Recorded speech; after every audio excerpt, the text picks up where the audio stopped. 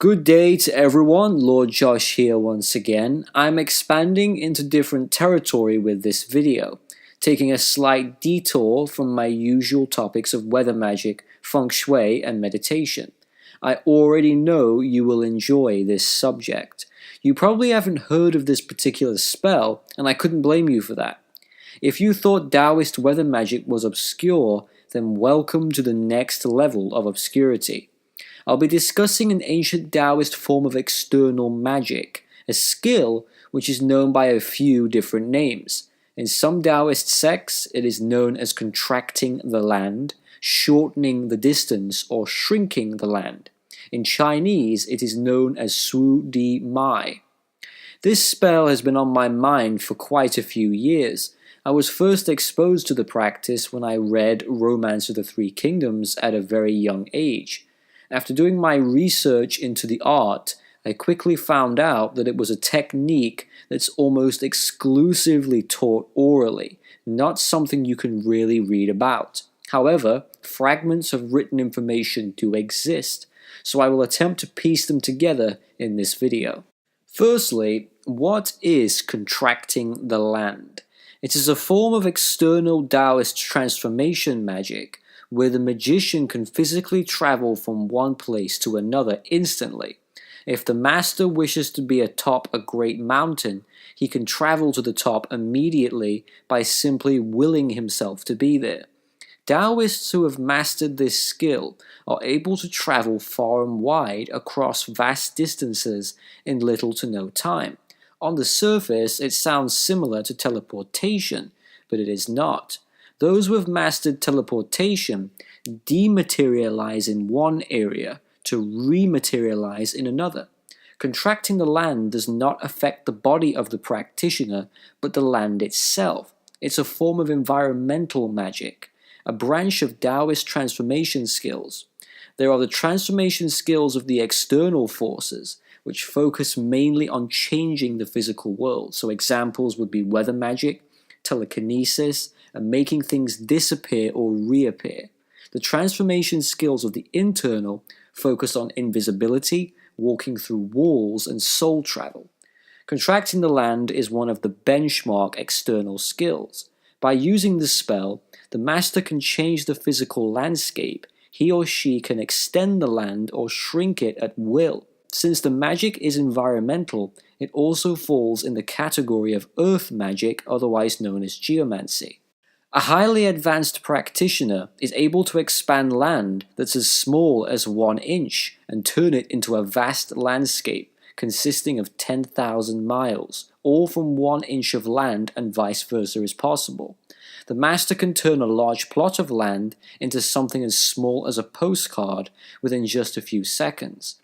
If the land is contracted, each step the master takes will be worth 10,000 steps. So each step will cover vast distances because the spell has contracted thousands of miles worth of land into only a few inches. If the land is expanded, no matter how many steps you take, it will always appear like you are going nowhere. In order to accomplish this incredible spell, the master must visualize the 24 earth pivot spirits while he or she performs the U steps of the earth pivot. A special form of pacing the 7 stars of the Northern Dipper is required, otherwise known as the steps of U. Although written information on this arcane art is scarce, there are 2 books that are said to contain teachings about it. The Book of the Flowing Drops of the Golden Lock, and another book, The Cultivators of Immortality. Obviously, shrinking the land has its benefits. Being able to visit distant places in just 1 step is very useful. But what about expanding the land? Well, it's said that you can use the spell to escape from trouble. So if someone, an enemy, is chasing you, you could quickly perform the powerful steps and the proper visualizations, and even though the enemy may see you in the distance, they will never be able to catch up to you, no matter how fast they run or how fast you run. It would appear like you would be walking away very slowly. It's a lot like that dream we've all had when we see a family member or a friend in the distance. We try to run over to them, but we can never catch up. Even though you are running frantically, it doesn't make any difference. It's like running on a treadmill, you won't ever go anywhere. Whenever I practice contracting the land, I like to wear a square-shaped robe because the square shape represents the four directions of the earth, and it also represents the earth itself. Usually, this spell is used in military and battle situations. Now, take this with a grain of salt. I read that the former rulers of North Korea, Kim Il-sung and Kim Jong-il, both had the ability to shrink the land, and they used this skill against the Japanese. Again, I'm always dubious when I read things about North Korea, but it wouldn't surprise me if it is true, because those two men definitely had the money, time, and manpower to properly perform these ancient spells. Of course, with any kind of magic, especially Taoist Transformation Magick, there are side effects and risks involved with contracting the land. In theory, it is possible that a magician may perform the spell, end up on the top of a mountain, and may not be able to get back down again. It's also possible that the magician may end up in the middle of the ocean in a different corner of the globe entirely, because he or she has contracted the land too much, or maybe has taken one step too many. I do not recommend that you attempt any kind of contracting the land without being somewhat experienced with feng shui. This is not a spell for novice practitioners, so please do be careful. Now, there are three main opinions on what contracting the land really is. Some say it's just a trick in the sense that it's something David Blaine or David Copperfield would do. It's not ceremonial magic, as it's a clever trick. That's the first opinion. I don't agree with that, I'm just telling you. The second opinion is that it is real magic, but the land does not contract. The land only appears to contract from the observer's perspective. So it's a form of illusion magic, where the magician hacks into the mind of the observer, the witness who is physically in the area at the time of the spell. The magician then takes control of this person's mind, therefore changing the way reality is perceived to the point where the person watching has incredibly vivid hallucinations, seeing the land expand and contract. So to the person or people watching this in the area, in their minds, in their realities, the land really is contracting. So to them, it isn't a trick. It's really happening, but you have to fall under the spell in order to actually see it, which means you need to be close enough to the magician so he can affect your mind by you stepping into his energy field. His energy will influence your visual experience. This is why the spell would not work on camera very well, because you are too far away from me to be affected, and I am a master of contracting the land. I've been practicing the art for about 11 years. From the magician's perspective, I'm just going to give you my own experience here. It really does feel like you are walking thousands of miles with one step. It feels like the ground itself is changing beneath your feet. I feel it moving and growing and shrinking, and I also get the sensation of weightlessness as I step. So from the magician's point of view, it feels very real. The third and final opinion, which is held mostly by the traditionalists, is that it's straight up sorcery. So when they say contracting the land, they mean just that. Personally, I fall somewhere in the middle, and let me tell you why. I wanted to conduct an experiment. This was about 7 years ago, and at that point, I had always experienced the spell from my own point of view. I never had anyone witness it, and I wanted to know what they saw whilst I was in trance state. I once invited someone to my peach garden to have them observe the spell from about 20 yards away from where I was standing, so that's about 18 meters, a fair distance. I told the person it was a family member of mine who knows me very well and would have no interest in bullshitting me, excuse my language. I knew they wouldn't tell me the truth, they wouldn't lie. I did not tell this person what I was doing. I simply said, "Tell me what you see." I went into a state of flow, I did the proper visualization and steps, I did the spell, and afterwards I went over to my family member and asked, "What did you see?" They said absolutely nothing, didn't see anything apart from me going into a deep trance and going into a meditation. I, of course, visualized the land contracting. They didn't see that. So I said, okay, come and stand about 10 meters away from me, much closer, that's around 12 yards away, close enough to be affected by my energies. I did the exact same spell, and this is where it got interesting.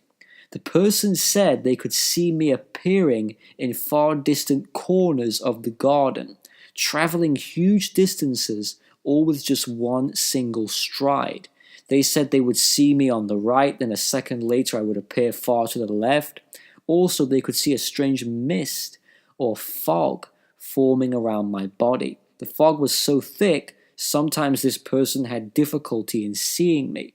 They also said it was a frightening experience and they didn't like it. I tried to do more experiments, but they got freaked out and wouldn't participate. So now you know my background with this spell. Let's take a look at some others. People who are known to have mastered this ability are the legendary Taoist and Shu Han Prime Minister Zhuge Liang, the Taoist sorcerer and wizard Zuo Se, and the Buddhist monk Fei Chongfeng. To understand this skill more, we must look into the age-old stories. There is a well-known story within Romance of the Three Kingdoms. In chapter 101, the details of Kongming contracting the land are recorded. In the year of 231, Zhuge Liang's forces needed to collect food supplies of grain in order to fuel his massive Shu Han army. Kongming knows there is a field full of grain nearby, but Sima Yi, his nemesis, is camped in the area.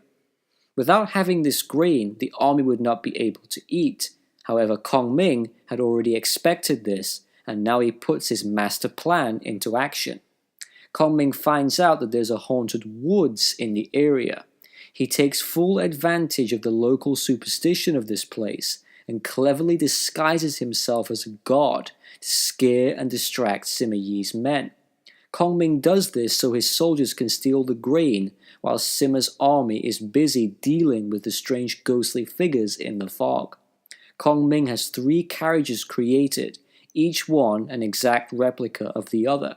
He orders that 24 men dressed in all black robes, barefooted, are to follow him in his carriage. These 24 men represent the 24 earth pivot spirits. The book says that Kongming and his followers resembled that of a strange cult. It also says that Kongming had Guanxing dressed like a local occult deity. Sima Yi notices the strange figures. At first he seems weary, unsure if they are men or devils. Sima quickly realizes that Kongming is using the spell contracting the land, or as the book calls it, shortening the distance. Sima knows nothing can be done to counteract this magic, so he orders the retreat. But just as he prepares to flee, he once again encounters Kongming in his chariot. How is this possible, Sima says.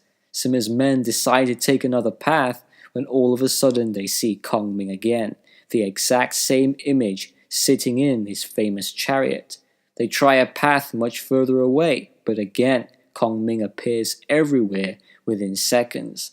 Just as the enemy turns to escape, Kongming is always there in several different places. This causes Sima Yi's morale to drop, and now his forces are in a blind panic. They eventually retreat back to base and hide in fear. It is revealed in the book that later on, Zhuge Liang only tricked Sima Yi by having his generals dress up in Kongming's robes, and they each had an exact replica of his carriage, which might explain why Sima kept seeing duplicates of Kongming in different places. However, other books claim Kongming did indeed use real magic to overcome Sima Yi. Either way, Kongming got the grain he wanted, and he was able to supply food to his army.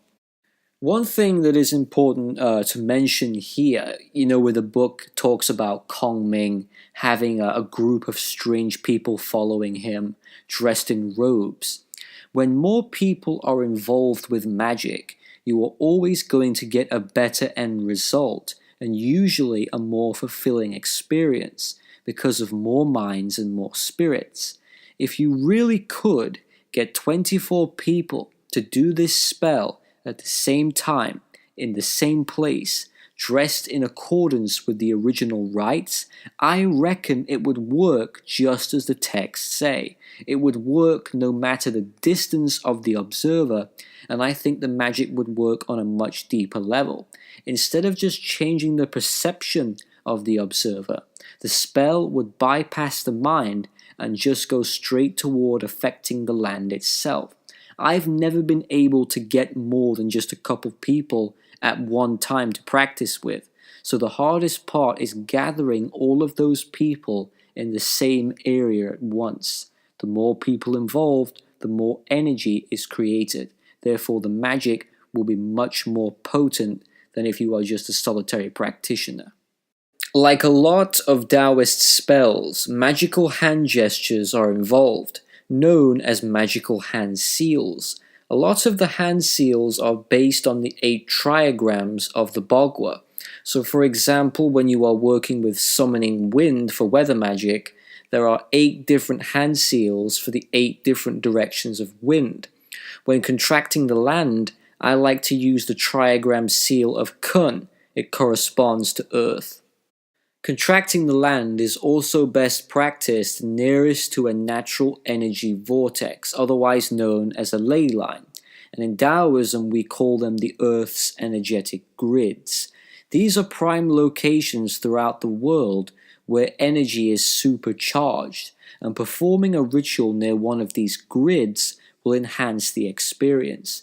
Now, it depends who you ask, but there's a lot more of these grids and vortexes out there, plenty more than what has been recorded, but that's a separate topic for a separate video.